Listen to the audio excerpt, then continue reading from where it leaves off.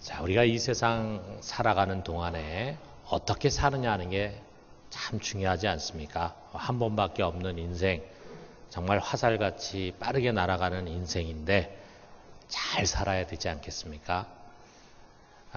이 목사에게 있어서, 목회자에게 있어서 이 교우들은 가족과 같아요.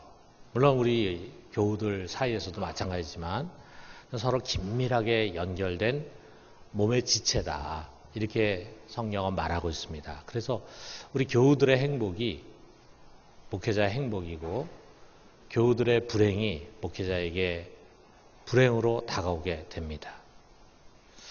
우리 교우들이 목사님 정말 이런 저의 문제를 놓고 좀 기도해 주세요 하고 기도 제목을 써서 주면은요, 제가 그 위에 손을 얹고 간절히 기도합니다. 하나님, 이 기도의 제목대로 꼭 이루어지기를 원합니다. 그들이 염려하는 문제가 꼭 해결됐으면 좋겠어요. 그들 앞에, 인생 앞에 놓여져 있는 장애물들이 좀 거쳐지고 좀 형통한 길로 갔으면 좋겠어요. 병도 좀 치료됐으면 좋겠어요. 좀 깨끗이 낫으면 좋겠어요. 그리고 우리 교우들 중에 궁핍한 분들, 그 문제를 놓고 하나님 앞에 계속 기도하고 있는데 좀 좋은 길이 열렸으면 좋겠어요. 또 어떤 사람은 인간관계 때문에 괴로워하고 힘들어하고 있는데 그런 문제도 좀 잘 풀렸으면 좋겠어요. 그래서 우리 교우들이 좀 광야 같은 세상을 살아가는데 좀 많은 위로받고 은혜받고 또 평탄하고 형통한 길을 걸어갔으면 좋겠어요. 이게 목사로서 저의 소원입니다. 그러나 제가 목사로서 우리 교인들을 위해서 정말 걱정하는 것이 있습니다. 정말 바라는 것이 있습니다. 여러분, 우리 지금 여기서 함께 예배드리고 있는 성도들이 앞으로 70년 뒤 정도를 생각해 봐요. 제가 50년이라고 생각했다가 50년은 너무 짧은 것 같아요. 한 70년 정도 뒤면은 아마 대부분이 다 이 세상을 떠나지 않을까 생각이 됩니다. 물론 뭐 우리 중에 지금 20세 있으신 분은 뭐 90세 정도 되니까 한 10년 더 살게 될지 모르겠지만 아마 여기 대부분에 있는 우리 성인 예배에 참석하는 어른들은 뭐 70년 안에는 다 세상을 하직합니다. 어디로 갈까? 이 생각해, 어디로 갈까? 유감스럽게도 어떤 분들은 지옥에 가게 될 것 같습니다. 아니, 목사님 어떻게 그렇게 확정적으로 말씀하십니까? 물론 제가 하나님이 아닌 다음에야 정확하게 알 수 없겠죠. 그렇지만 여러분, 의사가 환자를 알지 않습니까? 그가 지금까지 배운 의학적인 지식을 가지고 진단한 다음에 이 환자가 지금 어디가 아프다, 어디가 고장났다, 그리고 얼마만큼 지금 병이 들어있다, 이거를 진단할 수 있잖아요. 자, 영적인 의사가 이 사람이 과연 구원받을 믿음을 가지고 지금 교회 생활을 하는지 어느 정도 알 수 있지 않겠어요? 어떤 사람은 구원받지 못하고 지옥에 갈 것입니다. 이게 목회자인 저에게 가장 고통스러운 일입니다. 그렇게 많은 설교를 들었잖아요. 예배를 드렸잖아요. 그런데 여전히 옛사람으로 살다가 멸망의 길로 가는 거예요. 여러분, 그 어떤 사람 속에 내 남편이 있다고 한번 생각해 보세요. 내 자녀가 있다고 한번 생각해 보세요. 이거 대학 시험 떨어진 거하고 같습니까? 취직 안 되는 거하고 같습니까? 결혼 못하는 거하고 같습니까? 내 부모 형제가 거기 속해 있다고 한번 생각해 봐요. 여러분, 정말 끔찍한 일 아닙니까? 아니, 나 자신일 수도 있죠. 70년 뒤에 불못에서 신음하고 있는 나, 정말 상상하기도 싫은 일 아니겠어요? 혹시 우리 중에 지옥이 어디 있습니까? 그냥 상징적인 이야기지, 이렇게 생각하는 사람이 있을지 모르겠어요. 여러분, 그런 사람은요, 성경을 믿지 않는 사람입니다. 엄밀한 의미에서는 기독교인이라 할 수 없어요. 어떤 사람은 이제 그런 얘기를 합니다. 하나님 사랑이신데 어떻게 자기 형상을 따라 지음받은 이 소중한 인간들을 지옥에 보내겠는가? 그렇게 잔인한 분이 어떻게 사랑할 수 있겠는가? 그렇기 때문에 뭐 지금 알라를 믿건 부처를 믿건 또는 아예 신이 없다고 생각한 간에 결국에 가서는 하나님이 다 용서해 주시고 살게 해 주실 것이다. 여러분, 이런 식의 소위 만인 구원설, 보편 구원설, 이것은 전혀 성경적이 아닙니다. 여러분, 세상에 분명히 죄라는 게 있잖아요. 우리가 이거를 다 알잖아요. 또 보고 있고 느끼고 있고 인정하잖아요. 죄가 있으면 뭐가 있습니까? 재판이라는 게 열리잖아요. 심판이 있잖아요. 그리고 그 재판에서 형을 받게 되면은 그 형을 치르게 될 감옥이라든지 또는 교수대가 있기 마련이잖아요. 지옥이 바로 그런 곳이라 이거죠. 죄 형벌을 받는 곳입니다. 영원히 그곳에서 고통을 당하게 되는 것입니다. 여러분, 그런 곳에 가면 안 됩니다. 절대로 안 됩니다. 여러분, 우리가 세상 살면서 보면은 정말 깊은 수렁에 빠지고 절망의 구렁텅이에 빠진 일들이 있잖아요. 실패하고 소중한 것을 잃어버리고 그런 일들을 우리가 살아가면서 종종 겪게 되는데 우리가 그런 일은 겪을 수 있어요. 그러나 이것만큼은 우리가 실패해서는 안 됩니다. 이것만큼은 피해야 합니다. 여러분, 우리가 아무리 세상에서 성공하고 모든 사람이 불안한 인생을 살았다 해도 우리가 이 세상을 떠나서 지옥으로 간다면 우리는 완전히 실패한 인생입니다. 완전히 실패한 인생입니다. 어떻습니까? 나는 아닙니까? 여러분, 아니라고 하는 확실한 표지가 있습니까? 구원받을 만한 믿음이 정말 있습니까? 여러분, 우리 자신의 믿음을 한번 점검해 봐요. 오늘 이 말씀은요, 갈라디아서에서도 가장 마지막 단락입니다. 바울은 지금까지는 다 자기가 이제 불러주고 누군가가 대필하게 했어요. 그리고 이제 요 마지막 단락은 자기가 친필로 씁니다. 그래서 11절에 보니까 내 손으로 너에게 이렇게 큰 글자로 쓴 것을 보라 그랬어요. 큰 글자로 씁니다. 친필이면서도 또 큰 글자로 쓰는 이유가 뭐겠어요? 강조하는 거죠. 강조. 이 마지막 메시지에 꼭 주목해라 라고 하는 이야기죠. 그리고 그 메시지의 또 마지막 고백이 17절 하반절에 나오는데 이렇게 말합니다. 내가 내 몸에 예수의 흔적을 지니고 있노라 그랬어요. 예수의 흔적, 스티그마. 무슨 흔적입니까?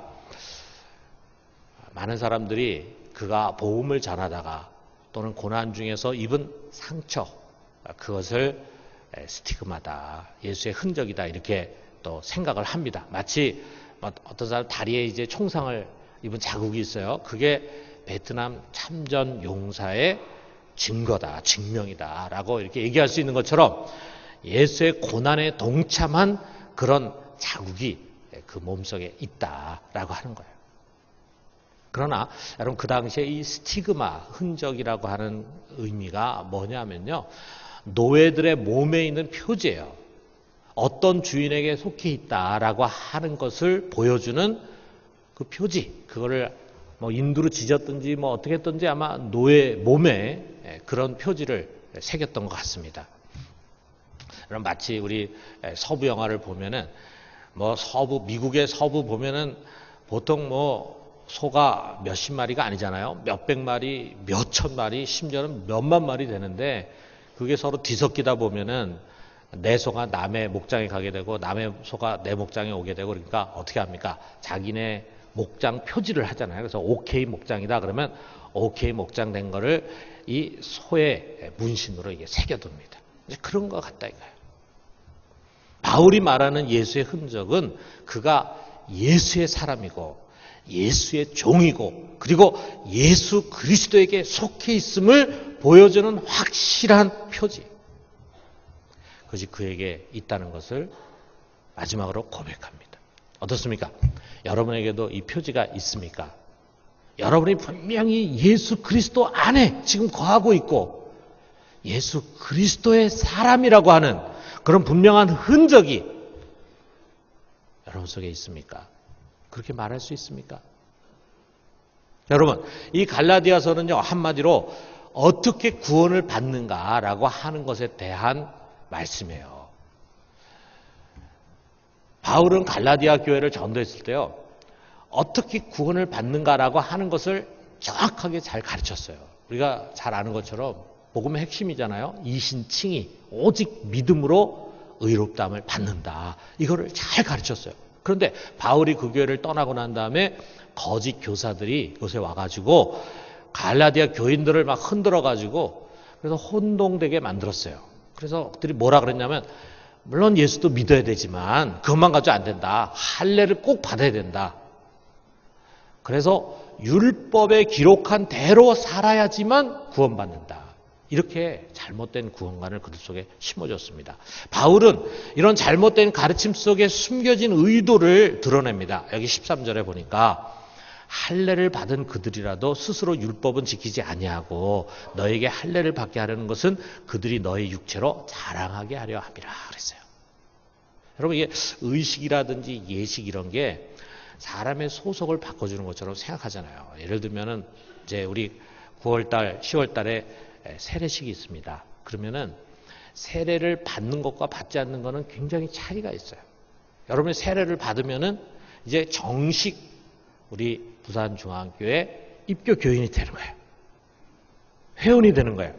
그리고 성찬식에도 참여하게 되잖아요. 그러니까 내가 세례를 받은 세례교인이다, 아니다라고 하는 것이 이 의식을 통해서 갈라지잖아요.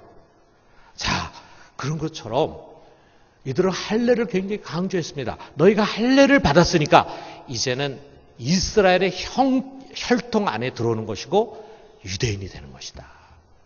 이렇게 그 사람들 속에 심어졌다. 여러분, 거짓 교사들은요, 이게 굉장히 중요했습니다. 우선 자기 자신부터 이 부분을 굉장히 중요하게 여겼어요. 자기는 이방인이 아닌 정통 유대인이라고 하는 것을 굉장히 강조했어요. 유대인 부모에게서 태어나가지고 난지 8일 만에 할례 받았다. 그 8일 만에 중요해요. 율법에 8일 만에 할례하라고 그랬거든요. 그러니까 8일 만에 할례 받았다라고 하는 것을 이야기하는 것은 아주 율법을 철저히 준수하는 신앙의 가정에서 내가 태어났다. 그래서 나는 의식이 없지만 우리 부모가 8일 만에 할례 의식을 행했다. 그리고 어려서부터 성경을 다 외우다시피 해가지고 교육받았다라고 하는 것을 자랑했습니다. 그리고 그 당시에는 지금 벌써 여러 지역에 이방인 교회들이 많이 세워졌는데 교회라고 다 같은 교회냐 이거죠. 진짜 교회가 어떤 교회냐? 예루살렘에 있는 교회. 예루살렘 교회가 어머니 교회 같은 교회라죠. 근데 내가 예루살렘 교회 출신이라 이거예요. 거기다가 사도들이 여럿이 있는 것 같지만 사도 중에 사도 베드로의 제자다라고 하는 것을 굉장히 자부심으로 생각을 했어요. 자, 그러니까 이 정도면은 진짜 정통 믿음 아니냐 이렇게 해가지고 사람들을 설득하려고 했습니다. 바울은 이런 이들의 모습을 보면서 이것은 육체를 자랑하고 신뢰하는 것이다. 그 속에 진짜 진실한 믿음이 담겨 있는 것이 아니라 자기 육체를 자랑하고 신뢰하는 것이다. 가짜 믿음이다. 라고 하는 것을 지적했다 이거죠. 여러분, 우리들에게 이런 유의 함정이 있을 수 있습니다. 여러분, 우리를 안심시키는 것이 우리 육체에 있을 수 있다 이거예요. 여러분, 각자 육체에는 지나온 과거 속에 경력들이 있습니다. 여러분, 우리 중에 어떤 사람은요, 정말 아주 오랫동안 교회 생활을 한 분들이 있어요. 우리 여기 아이가 태어나서 처음 교회에 오면은 우리가 환영해 주잖아요. 보통 한 달 내지 2달 됐을 때, 태어난 지 1달 내지 2달 됐을 때 교회에 이제 처음 나오기 시작해요. 그리고 나서는 계속 엄마 아빠 손에 이제 업혀가지고 또 안겨가지고 교회를 다녀요. 그리고 주일학교를 계속 다닙니다. 그리고 난 다음에 또 청년부를 계속 다녀요. 그 다음에 장년부를 계속 다녀요. 그리고 노년부까지 계속 다니는 그런 분들이 있어요. 우리 중에 지금 예배 드린 분 중에 우리 교회에 믿는 부모님이 다니셨고 그 믿는 부모님 밑에 태어나가지고 아예 어려서부터 교회 다니신 분들이 있을 거예요. 그래서 유아 세례증도 있고 입교증도 있습니다. 찬양대원 주일학교 교사 단골이에요. 교회 안에 안 해본 게 없어요. 수십 년 동안 교회 생활 하니까 안 해본 게 있겠어요? 다 했죠. 열심히 했죠. 한 번도 외유한 적이 없어요. 바람 피운 적이 없어요. 무슨 말이냐 하면은 다른 종교에 기웃거린다든지 무슨 불상 앞에 가서 절을 한다든지 또는 제사를 지낸다든지 이런 건 생각도 못합니다. 기독교나 교회를 떠난다는 거 한 번도 상상하지 못하고 지금까지 계속 교회 생활을 했습니다. 그런데 여러분, 그것이 나의 구원을 보장해 주는 것입니까? 그렇게 태어나서부터 죽을 때까지 교회를 다녔다고 해서 내가 구원을 받는 것입니까? 착각하지 마세요, 여러분. 어떤 사람은 뒤늦게 어른이 돼가지고 사형리 전도를 받았어요. 그리고 영접 기도를 했어요. 하라는 대로 따라 했어요. 그리고 예수님이 영접했다고 생각합니다. 조의도 수료했어요. 세례도 받고 제자훈련 받았습니다. 어떤 사람은 교회에서 가르치는 대로 착실하게 양심껏 바르게 의롭게 살아갔다는 자부심을 갖고 있어요. 어떤 사람은 또 자기가 대형교회를 다닌다는 것을 굉장히 자랑해요. 대형교회 다니면은 엘리트 교인인 것처럼 착각을 해요.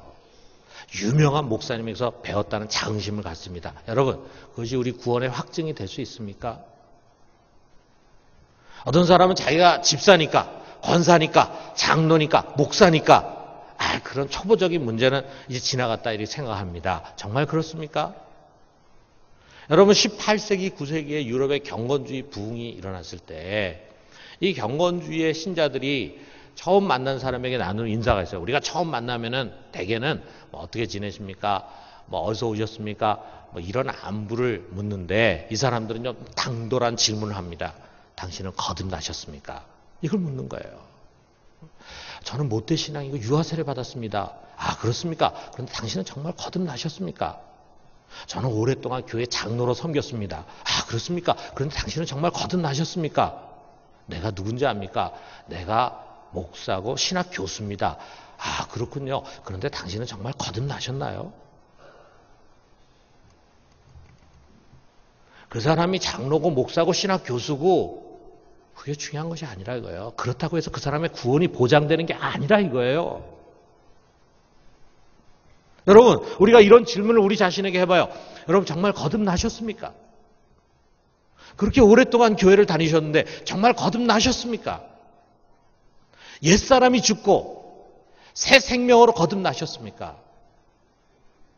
내가 언제 정말 예수님을 믿고 변화되고 거듭났다, 어디서 어떤 체험을 가지고 했다라고 하는 것이 전혀 생각이 나지 않는 분도 있을 수 있어요. 모태신앙으로 어릴 때부터 교회를 쭉 다니다 보니까 어떤 그런 신앙에 확 큰 어떤 드라마틱한 체험이 없을 수도 있어요. 그게 중요한 것이 아니라 지금 나의 신앙이 살아있어서 내가 거듭났다고 하는 것을 증명해 주느냐 이거예요. 여러분, 우리는 또 교회 안에요, 교묘하게 위장된 사람들이 많이 있음을 간과해서는 안 됩니다. 얼마 전에 어떤 한 목사님 만났어요. 그랬더니 그 목사님이 이제 자기네 교회에 굉장히 유명한 영화 감독이 나온다는 이야기를 이제 들려줬어요.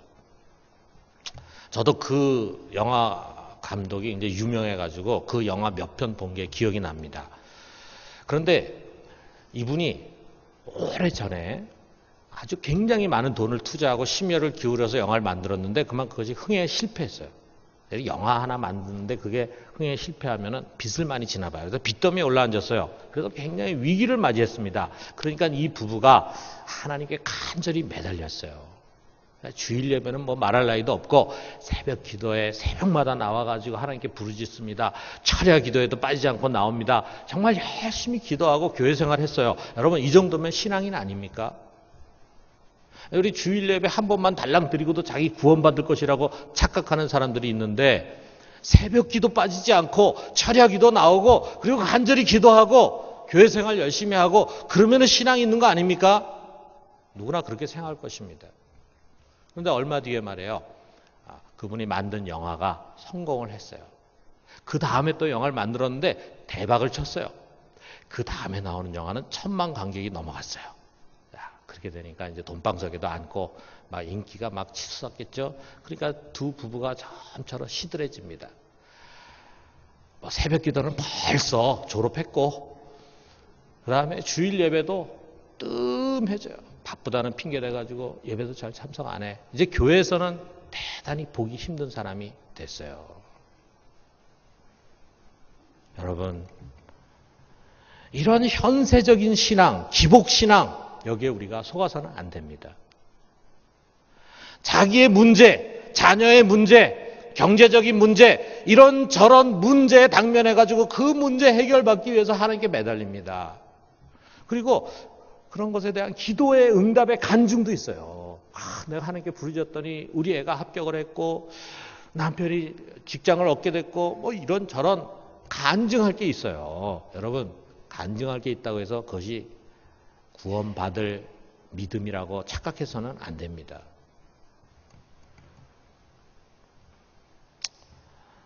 어떤 분이 기적으로 병이 났어요. 정말 이거는 의학적으로 난 것이 아니고 정말 기적으로 병이 났어요. 그리고 분명히 기적으로 병이 난 그런 확증이 있다 보니까 이 사람이 어디 가서든지 간증하면 사람들이 은혜를 받아요. 그래서 이 교회 저 교회에 불려다니면서 간증을 했습니다. 그런데 그 사람이 지금 교회를 안 다녀요. 불신자가 됐어요.